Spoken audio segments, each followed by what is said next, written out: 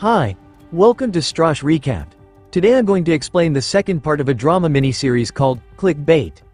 Spoilers ahead. Watch out and take care. After being found in Curtis's house and denying having any kind of relationship with him, both Sophie and Curtis are brought to the police station for questioning. Sophie now sits in front of Detective Luca and Roshan and is being asked about her relationship with Curtis. She finally admits that she had an affair with him 6 months ago. Her reason for visiting Curtis was to know for sure if he killed her husband. Sophie also reveals that she initiated the relationship with Curtis and ended it because he had started to fall in love with her. Before she leaves, Roshan tells her that if Curtis is really the culprit, she will have to testify about her relationship publicly. Sophie then returns home to Pia, who informs her that Nick's workplace has organized a memorial for him the following day. The next morning, everyone is in the living room when Ethan sees the video of Curtis being arrested. Sophie tries to stop them from watching it, but Pia insists they do. Ethan recognizes Curtis as his school teacher but is confused why he would be arrested. Pia realizes that Curtis's arrest has to do something with Sophie. She takes her aside and asks her if she was at the police station last night. It is finally revealed to Pia that Curtis and Sophie were having an affair. An enraged Pia reminds Sophie that if Curtis is the one who killed Nick, it will all be her fault. As Pia barges out of the room, we see Ethan has been listening to their conversation all along. Without saying anything, he takes his skateboard and goes out, in spite of Sophie asking him to stay home. She goes out to look for him but is mobbed by the reporters again. She somehow manages to get past them and goes to the park he usually skateboards in. Sophie doesn't find Ethan there, but she notices a woman nearby watching her. She had seen her earlier at their house as well. Sophie calls the woman out for following her. The nervous lady introduces herself as Emma Beasley. To Sophie's disbelief, she claims to be dating Nick before his death. Emma explains that she is from LA, where Nick used to travel frequently. They met on a dating app called Too Smitten, where Nick went by the name Danny Walters. Sophie doesn't buy into the woman's bullshit at first but begins to believe her when she mentions they started talking in March, around the time Nick found out about Sophie cheating on him. She curses at Emma, gets inside her car, and breaks down crying.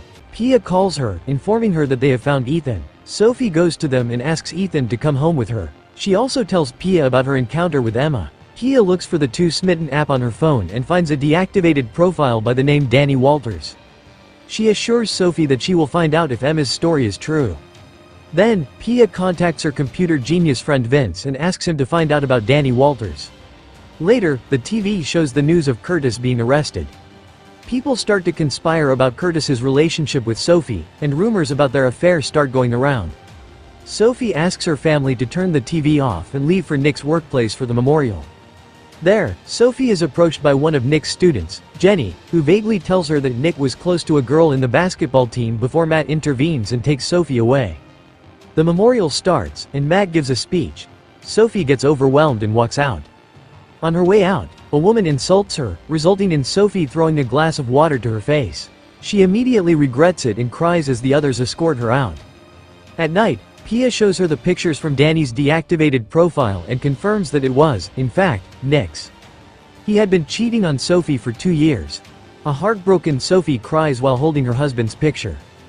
In the following scene, we are shown Emma and Nick together on a bed. Few days before his disappearance, she received flowers and balloons from Nick while at work. The day he disappeared, she found out while she was at the gym. Emma already knew Nick was married, but he had promised to divorce Sophie after Ethan graduated high school. Emma followed Nick's case closely and wanted to be around people he knew to grieve his death. So, she flew to Oakland.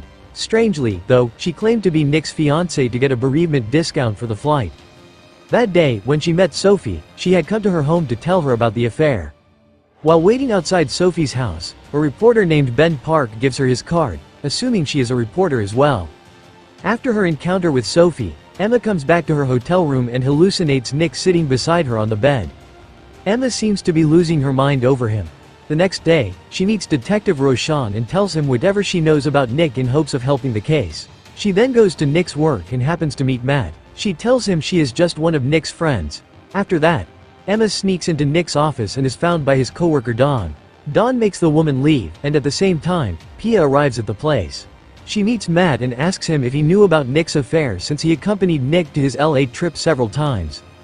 However, Matt seems to know nothing about the matter. Meanwhile, at home, Sophie is looking at casket options for Nick when she gets a message from an unknown number calling her names. Soon, she begins receiving several such messages. Someone had leaked her phone number and credit card details online. Then, Pia goes to meet Emma in her hotel room. Emma is surprised but happy to see Nick's sister. Pia asks her if whatever she is saying is true. Instead of answering, Emma says that Nick told her about his and Pia's relationship. She knows that they went through some stuff together as kids that brought them closer than ever. Hearing this, Pia believes that Emma was, in fact, in contact with Nick. She gives Emma her number for any emergencies and leaves.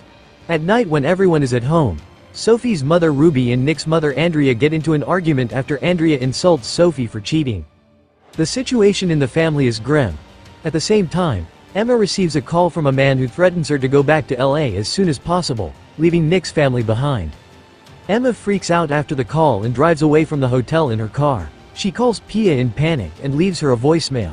Soon, she realizes that she is being followed. The car swerves, crashing her car off the road. Later, Emma is in the hospital talking to Roshan about the encounter. Roshan now believes that Nick's murder has to do something with Emma, and the person who called her was probably the perpetrator. Pia arrives at the hospital and listens to Emma's story. When Pia and Roshan are alone, Roshan informs her that they have found 3 other dating profiles that were Nick's. The pattern shows that he created profiles on different sites and talked to a different girl in all of them.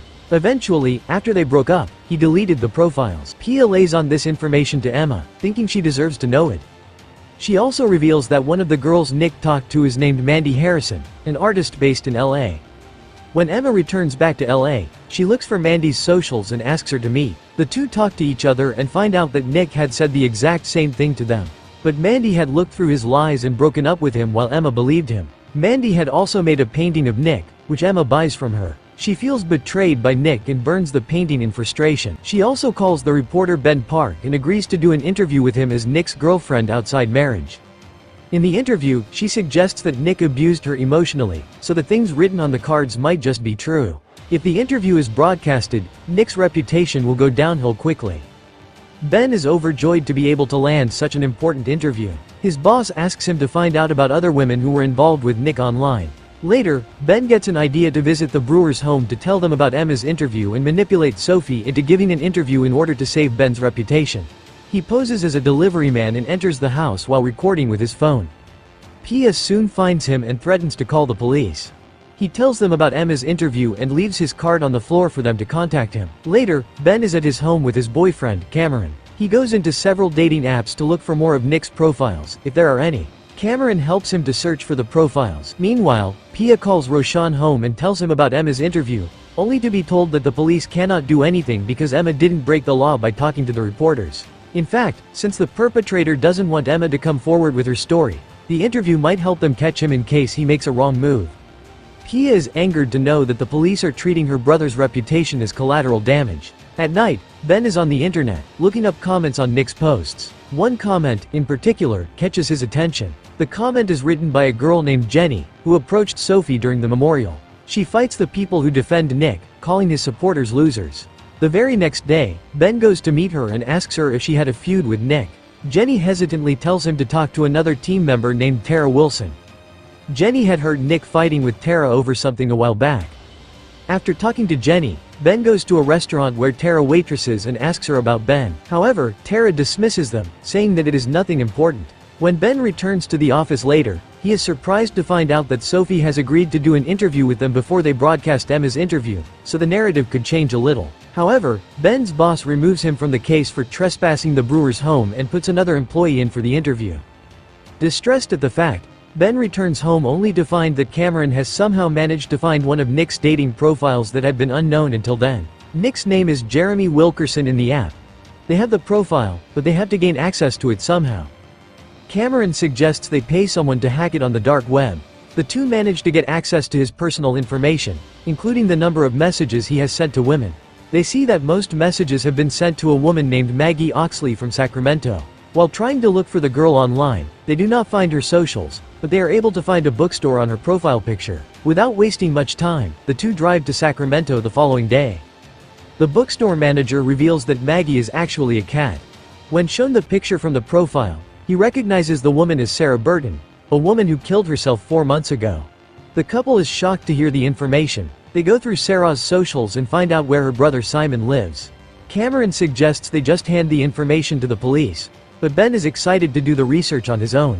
Cameron is still skeptical about the plan but drives Ben to Simon's house anyway. He stays outside in the car as Ben goes in to talk to him. Ben knocks on the apartment door, but no one answers. But he doesn't give up and looks under the doormat to find a key. He sneaks into Simon's apartment and snoops around for any clue that relates to Sarah. He finds a box under the bed which has Sarah's stuff inside, including her phone. Meanwhile, Cameron sees Simon getting inside the apartment building and calls Ben to alert him. Simon comes inside the apartment and starts to smoke as Ben sneaks out behind him. Cameron hears the noise and chases after Ben. But Ben and Cameron manage to get away before the man can catch them. Cameron is furious at Ben for treating the case as a game and doing illegal things, so Ben doesn't tell him about the phone he stole. At night, Ben retrieves data from Sarah's phone and successfully finds the messages between her and Nick. In the messages, Sarah seems to be in a severely bad mental condition. She even threatens Nick that she will kill herself, but Nick is nonchalant to her problems. Ben realizes that Sarah killed herself because of Nick. The following day, he brings all the evidence to his boss and asks her to let him interview Sophie. Meanwhile, Sophie is nervous about the interview. Pia comforts her and tells her that it will be fine. Sophie's attorney helps her with the answers to the questions she will potentially be asked while they drive to the interview. At the same time, Ben is also preparing for it. For the first few minutes, the interview goes as planned. Ben asks her several questions about her affair and Nick's character, and Sophie answers them all truthfully. Then, he mentions Sarah's death, which throws Sophie off guard. She claims that she doesn't know what he is talking about, but Ben shows her the final conversations between Nick and Sarah, which prompted Sarah to commit suicide. Sophie panics and walks out of the interview, giving the people more to talk about. Later, they are at home when the interview is aired on television. The last few messages between Nick and Sarah are even enacted as a phone call to make it seem more personal. The detectives are furious as to how they didn't know about Sarah. Sarah's brother Simon also watches the interview in anger. The scene then changes to 6 months earlier. Simon, who works for a tech company, sees his sister swooning over a man she is dating online. He asks her to be careful at first but then approves of their relationship after seeing how happy the guy makes her. She had been suicidal for a very long time, but after talking to Jeremy, she has started doing the things she enjoys again. However, when Simon visits her some weeks later, she is in the worst mental condition she has ever been in. Simon asks her why she hasn't been to work for over a week when she reveals that Jeremy is actually married to someone. She breaks down crying, saying that she doesn't want to live anymore while Simon comforts her. A few days later, Simon is with his friend Daryl at work when he gets a call from Sarah. She cries hysterically while apologizing to him. Simon figures out something is terribly wrong and runs to her apartment, only to find her dead. Back in the present, Simon is at work when Detective Roshan visits him. Simon composes himself and greets the detective.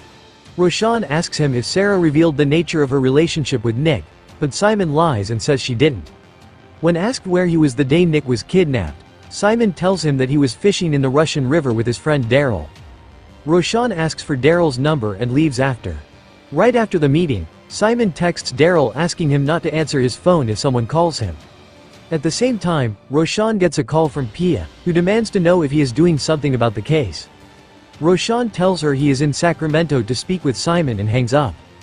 After the call, Pia notices Nick's pictures from around the house inside a box. She goes to the room where everyone is enjoying a family dinner and asks who took the pictures off the wall. Sophie admits to taking them down because she is ashamed to be Nick's wife. The two step aside into a room where Pia says that the text messages didn't sound like Nick wrote them. However, Sophie claims it will be easier if they accept the fact and move on. Pia takes the last picture off the wall and goes to her house. Meanwhile, back in Sacramento, Simon calls Daryl to his apartment and teaches him what he should say while being interrogated. Daryl freaks out and talks about turning Simon in. At last, Simon threatens Daryl to go with the story, clearly hiding something. This is my explanation for the drama series, Clickbait. So what do you guys think about the movie? Write in the comment. Subscribe for more videos like this, turn on notifications, and leave a like to help the channel out. Thank you for watching.